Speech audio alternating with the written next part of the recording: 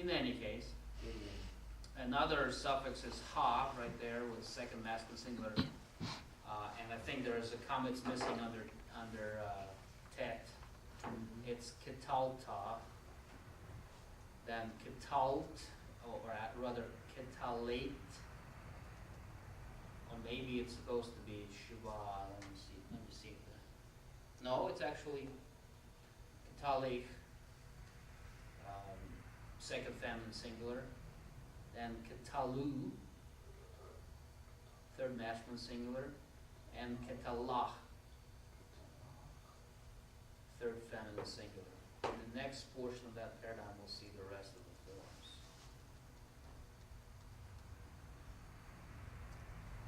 First common plural will be ketalanu, he killed us. Again, there's a comma that's missing. Ketalehem, he killed you. Ketalehen, he killed you. Ketalam, he killed them. And ketalan, he killed them, meaning females. So the yellow, didn't everybody see yellow at the end there? Well, it's more of a green, but okay.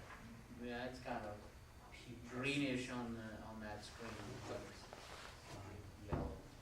Pronominal suffixes on the imperfect verbs. We just studied the ones on the perfect verbal forms. Now on the imperfect verbs. What should we know about them? Like in the case with perfect, the type 1 pronominal suffixes used with the imperfect.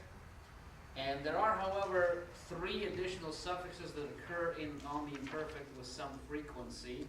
And if you turn your pages to 227. page 227, you will see the table of those 3 types of suffixes. I think I have them on the next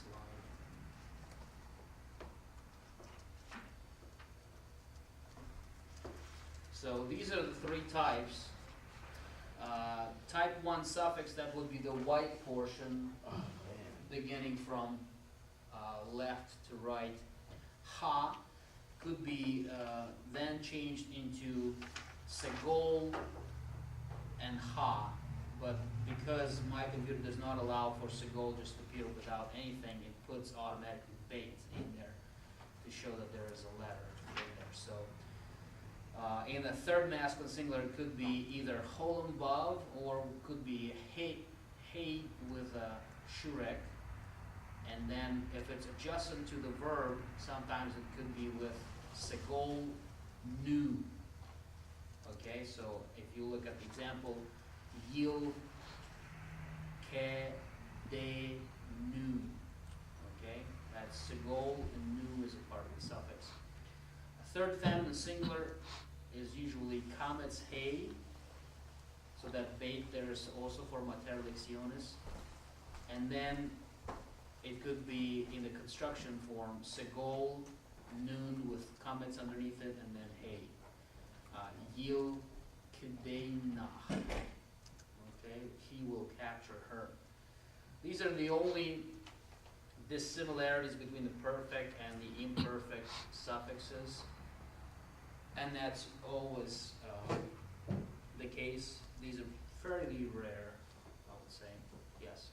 So are we saying then that the imperfect can have either the noon one or the regular one? Is that what we're saying? Or is it always going to be the noon one that's going to appear on imperfects? It could be either. Okay. Either, because these are additional. They're not necessarily a norm, but sometimes these do appear on the imperfect.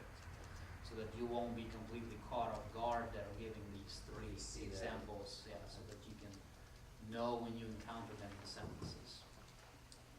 Okay, now there are also pronominal suffixes with the imperative verbs, and that's the next section of the book. That would be page 230. The suffixes used on the imperative are the same as those used on the imperfect. So there's not too much that you could distinguish between the 3. However, there are some notes on how the suffix is used on page 230. 3 different instances there listed. So please review them. For different types of verbs, there might be some nuances. As far as the parsing goes, when we parse verbs with pronominal suffixes, you will need to identify the verb and also the person, gender, and number of the suffix. Okay, so you'll have to say it's a verb, call stem, let's say third masculine singular verb with first common plural suffix, which means that the verb contains both the subject and the object of the action. So we're doing, sort of parsing the verb and the suffix all Yeah. at the same time. And the example of that is already on the page, as I pointed out, on page 222, at the very beginning of the chapter, in the second set of examples, like he will keep us, it gives you an example, kal, imperfect, third masculine singular of shamar, with first common plural suffix. Okay? And let's see what That's else. a whole sentence in one word. What? To say that. That's Yeah, a whole that- sentence that's in true. one Well, word. that's It's the a way complete saving sentence. space. It's a complete sentence with one word. It's more Neat. exact at the same time, more confusing. Oops. Come on. Okay, so that's another example of parsing. So let's say if we'll have netatiha, it will be call perfect, first common singular of Nathan, with second masculine singular suffix. So you can see that the noon drops out, right?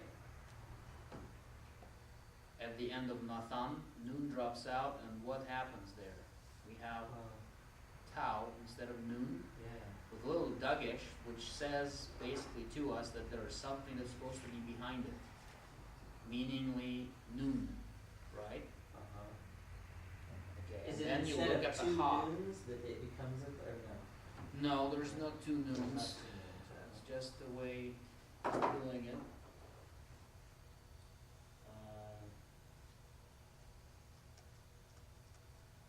It's in your summary actually in 1910. So I don't think they explained that, but that's how they do it. It's supposed to be in the grammatical rules there. Same example in Yil Kedeinu, which is from what verb? What's the root of the verb? The root of the verb is I lakad. say Lakad.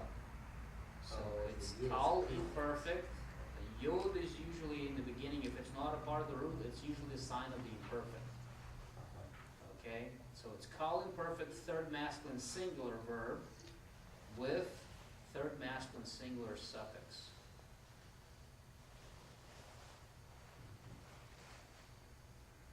Okay? And we can look over the vocabulary section as well, if you wish. So the first word in your vocabulary section, please do look in your textbooks. Bathach, to trust. Bakar, to weep. Like boo-hoo, boo-hoo. Baha, baha. Lavash, to put on, to cloth. Actually, lavash is a type of Arabic bread. It's a flat bread. Lavash. So, Armenians eat it too, yeah. and you get it wet. Yeah. You get it damp. It's good. Shalem, Shalom. to be whole or complete. Remember shalom, shalem. Saraf, to burn. Remember seraphim actually means burning ones. Saraf is to burn. Pethach, gate, opening, or entrance. Or mouth. Could be a cave. Shafach. Actually, it's safach. Lip, shore, or bank. See how different? Could be a lip, like human lip. Could be a shore of the river. Shore is bank far of the river.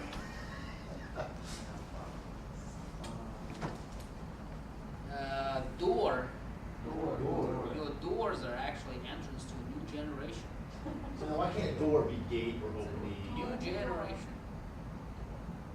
Enterprise. New generation. Lifetime or lifespan.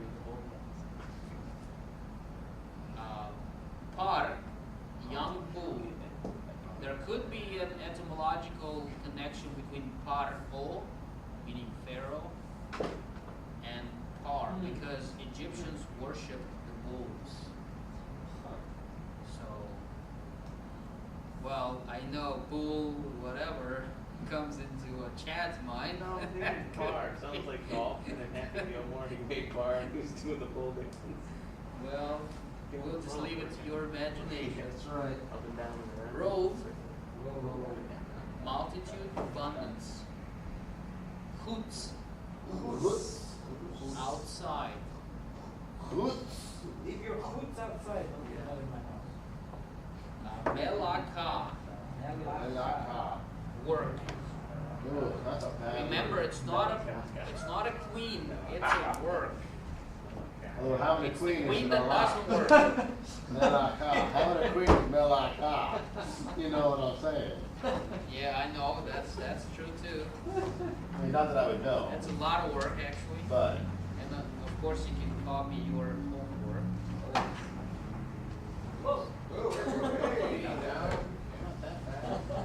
Any questions about this chapter?